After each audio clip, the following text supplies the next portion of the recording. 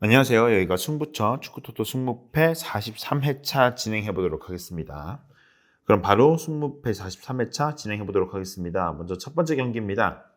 FC 도쿄 대 니가타의 경기입니다. 먼저 FC 도쿄부터 살펴보도록 하겠습니다. 지난 라운드 가시와를 상대로 2대3 패배를 기록한 FC 도쿄입니다. 주중 펼쳐진 컵대회에서 패배를 기록하면서 공식 경기 3연패를 기록 중인 FC 도쿄입니다. 좋지 못한 결과에 비해 경기력은 나쁘지 않습니다. 특히 역습 상황에서 매우 위협적인 찬스들을 만들어주고 있고 다양한 선수들이 득점을 해주면서 운이 따르지 못하고 있는 경기들이 굉장히 많습니다. 당장 직전 라운드 가시화전에서는 XG값은 도쿄가 더 많이 우세했습니다. 지난 라운드 사간도스를 상대로 3대4 난타전 끝에 패배를 기록한 니가타입니다. 주중 펼쳐진 컵대에서도 한 명의 퇴장으로 V바렌 나가사키한테 1대6 대패를 당하고 말았습니다. 자신이 점유를 통해서 득점을 가져가는 타입을 가지고 있는 니가타입니다. 허나 최근 경기들에서 상대들에게 역습을 찬스를 내주는 경우에 이를 잘 막아내지 못하는 모습들을 보여주고 있습니다. 수비 불안감도 존재하고 있는 니가타입니다. 두 팀 정리해 보겠습니다. 역습을 잘하는 팀과 지공을 잘하는 팀들 간의 맞대결입니다. 하지만 니가타가 최근 역습을 잘하는 팀을 상대로 고전하고 있다는 점에서 이번 경기는 FC 도쿄의 승리로 예상해 보도록 하겠습니다. 다음 경기는 울산 H 대 FC 서울입니다. 먼저 울산부터 살펴보도록 하겠습니다. 지난 경기 강주를 상대로 0대1 패배를 기록한 울산입니다. 세 경기 동안 승리가 없고 홍명보 감독 이슈로 현장 분위기도 좋지 못한 상황이었습니다. 경기력도 그리 좋지는 못했습니다. 다음 경기부터 수석 코치 이경수 코치가 지휘를 합니다. 정우영 선수의 연기는 꽤나 괜찮아 보였습니다. 최근 울산이 하프스페이스로 침투하려는 과정이 굉장히 미흡한 팀 중 하나인데요. 중원에서 볼이 잘 돌지 못한 부분도 꽤나 컸다고 보여집니다. 이 부분을 강주 전 교체 투입된 정우영이 생각보다 잘 풀어내는 모습들을 보여줬기 때문에 한번 기대해봐도 좋을 것 같습니다. 다음은 서울입니다. 지난 경기 대전을 상대로 2대1 승리를 거둔 서울이었습니다. 몇 차례 위기의 장면들도 있었지만 공격진의 좋은 활약으로 승리를 챙겨온 서울입니다. 링가드와 조용욱 선수가 득점에 성공했습니다. 대전에게 몇 개의 찬스를 내준 장면들은 올 시즌 전체적으로 봤을 때 비슷한 양상 중 하나입니다. 센터백 퀄리티가 아쉽고 측면에서 올라온 볼들에 대해서 꽤나 놓치는 장면들이 많습니다. 두 팀 정리해 보겠습니다. 울산과 서울은 상반된 분위기를 가지고 있습니다. 서울의 공격진들이 좋은 모습을 보여주고 있다는 점에서 승리 가능성이 있다고 생각이 듭니다. 다만 울산도 홍명보 사과가 끝이 났고 스쿼드에 단단함이 있다는 점에서 무승부도 같이 예상해 보도록 하겠습니다. 3번 경기 대전 하나시티즌 대 강원FC입니다. 먼저 대전부터 살펴보겠습니다. 지난 경기 서울을 상대로 1대2 패배를 기록한 대전입니다.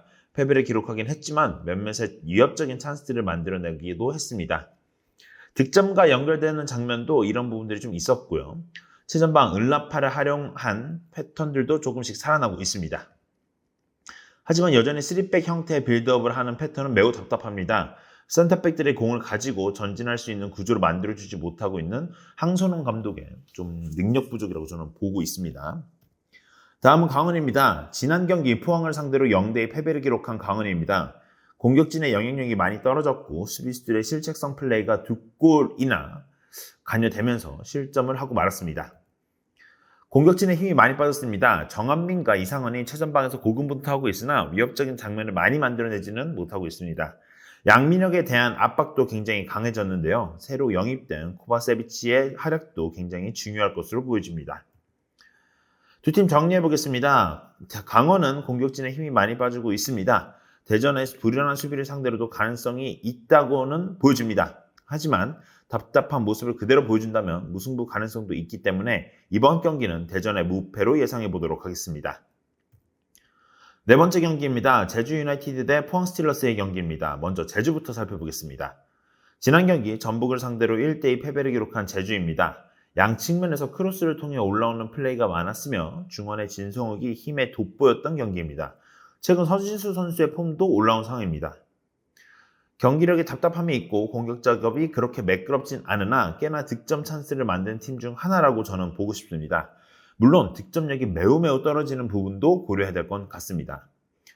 다음은 포항입니다. 지난 경기 강원을 상대로 2대0 승리를 거둔 포항입니다.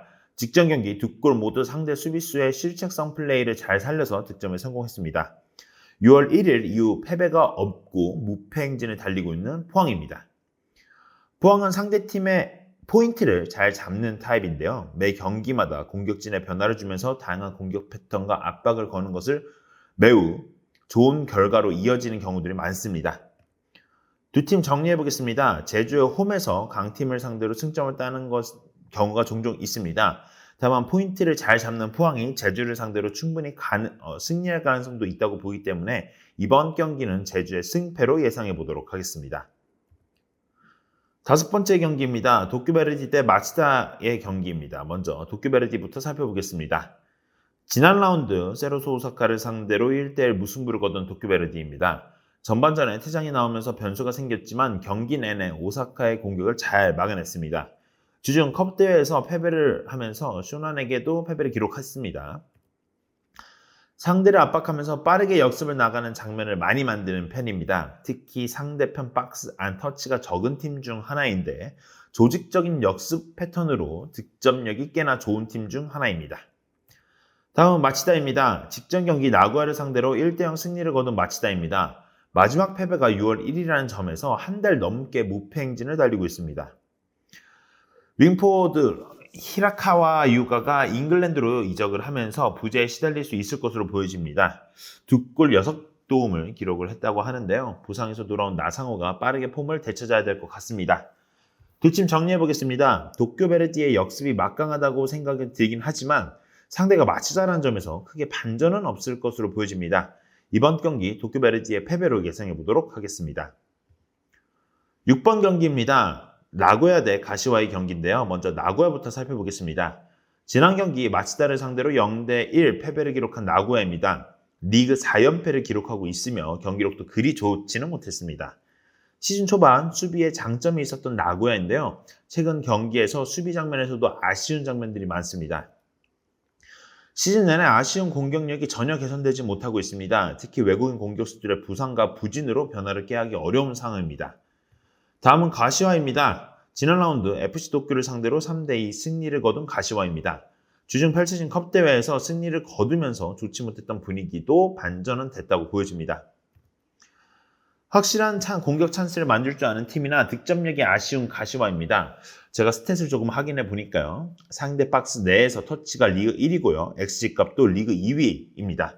하지만 경기당 득점은 리그 15위를 기록할 정도로 득점력이 떨어지는 팀입니다. 하지만 공격 찬스를 만들 줄 아는 팀이라고 보여집니다. 두 팀 정리해 보겠습니다. 나고야의 힘이 너무나 빠진 상황입니다. 수비까지 많이 무너진 상황에서 가시와의 나쁘지 않은 경기력을 생각해 봤을 때 충분히 승리를 거둘 수 있는 상황으로 보여집니다. 나고야의 패배로 예상해 보도록 하겠습니다. 7번 경기입니다. 교토상가 대 우라와 레즈의 경기입니다. 먼저 교토상가부터 살펴보겠습니다. 지난 라운드 후쿠오카를 상대로 2대1 승리를 거둔 교토상가입니다. 주중 펼쳐진 컵대회에서 승리를 거두면서 공식전 3연승을 거두고 있습니다. 타이치 하라의 득점력이 최근 경기들에서 살아나고 있습니다. 교토의 가장 큰 문제점은 득점력이 너무 떨어진다는 점이었는데요. 최근 경기에서 하라의 피지컬을 이용한 득점 찬스를 많이 만들려고 합니다. 다음은 우라와입니다. 지난 경기 쇼나를 상대로 2대3 패배를 기록한 우라와입니다. 역습 찬스를 내주는 것을 제외하고는 좋은 찬스를 많이 만들어냈습니다. 하지만 경기 막판 두 골을 연달아 먹히면서 패배를 기록하고 말았습니다. 그래도 공격 작업을 만드는 과정은 나쁘지 않습니다. 특히 선수들끼리 주고받는 원투 과정이 굉장히 유려하고 경기당 유효슈팅이 리그 내 2위를 기록하고 있을 정도로 굉장히 좋은 공격력을 보여주고 있는 우라와입니다. 두 팀 정리해 보겠습니다. 교토상가가 직전 경기 승리를 거두긴 했으나 우라와의 체급을 상대로 승리를 거두긴 어려워 보입니다. 이번 경기는 교토상가의 패배로 예상해 보도록 하겠습니다.